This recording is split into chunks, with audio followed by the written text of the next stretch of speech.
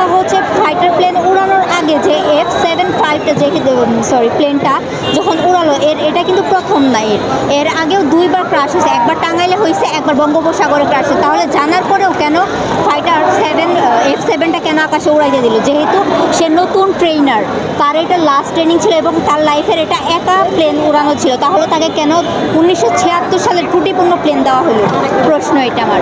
আর second হচ্ছে কালকে রাত 12টা যেটা গুঞ্জন ছড়িয়েছে যে কালকে রাত 2টা বা 1:30টার দিকে অনেকগুলো অ্যাম্বুলেন্স আমাদের পাঠিয়ে দেওয়ার পরে অ্যাম্বুলেন্সগুলো রাতে লাশ উদ্ধার করতে ঢুকছিল। ওইখানে ওরা কী করতেছিল, শুরুতে যখন আমরা ছিলাম এইখানে উপস্থিত, ওইখানে একটা লাশ বের করে দেয়। নিউজ বলতেছে 19 থেকে 20টা লাশ। আমি তো মাইলস্টোনে পড়ি, আমি জানি একটা ক্লাসে ছোটদের 30 থেকে 35টা বাচ্চা এক একটা ক্লাসে থাকে, এক একটা সেকশনে থাকে, যেখানে 2-3টা ক্লাসের একদম সব পুরো টিচার সব পুড়ে গেছে। আমার সামনে আমি নিজে 2-3টা লাশ বের করছি। ওইখানে কিভাবে বলে যে 19-20টা মাত্র মানুষ মারা গেছে এক একটা সেকশন? আমি যখন দেখতেছিলাম জানালা দিয়ে যেভাবে স্টুডেন্টগুলো চেয়ারে বসা ছিল ওইরকমভাবেই কয়লা হয়ে ওইভাবেই পুরা ছিল। এক একটা বাচ্চাদের যখন আমরা বের করতেছিলাম, আমি একটা কালো ড্রেস পরেছিলাম, আমার ফুল ড্রেসে ওদের চামড়াগুলো লাইগা ছিল, আমার হাতে রক্ত ছিল, আমার নিজের হাত সহ কেটে গেছে। তো এগুলো কেন মিথ্যা কথা ছড়াইতেছে যে 19-20টা মাত্র লাশ হয়েছে? আমার বাসার মালিকের মেয়ে মারা গেছে, আমার বোন অনেকেই আহত হয়েছে, আমি ওদের হসপিটালে দিয়ে আসছি। আমাদের এখানে লাশ প্লাস 100+ মারা গেছে এখানে, কিন্তু নিউজে বলতেছে মাত্র 19 থেকে 20টা। এগুলো কি মিথ্যা না? মাঝখানে কী হয়েছে ওটা আমাদের দেখার বিষয় না, ওটা আল্লাহর হাতে ছিল, ওটা কারোরই হাতে নাই।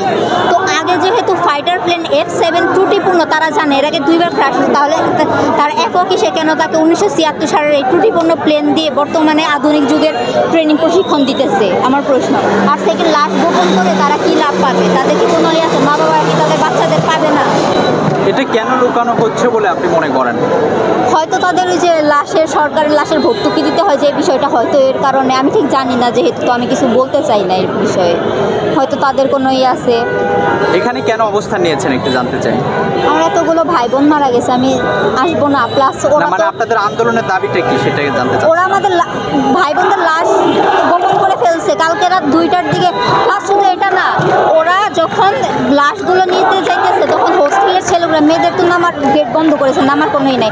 হোস্টেলের ছেলেগুলো যখন নেমে আসছে ওদের উপরে হাত তুলছে, গায়ে তুলছে, স্যারদের মারা হয়েছে ওরা যখন বাধা দিছে। প্লাস আমাদের একটা জুনিয়র সাফায়েত নাম ফার্স্ট ইয়ারে পরে, ও যখন স্টেটমেন্ট দিছে হসপিটালে শুয়ে যে 100+ মারা গেছে, নিউজ শেষ করার পরে ওর উপরে কেন মানবিক অত্যাচার করলো প্রশাসন? উনি কি হাসপাতালে বেডে শুয়েছিল? জি, আপনারা কি ভিডিওটা দেখেন নাই যে ও বলতেছে আমি নিজে বের করছি, আমার হাতে গইলা গেছে লাশটা। তখন ওই লাশটা বের করার পরে ও যখন অসুস্থ হয়েছে, ওকে ওর ফ্রেন্ডরা হসপিটালে নিয়ে গেছে।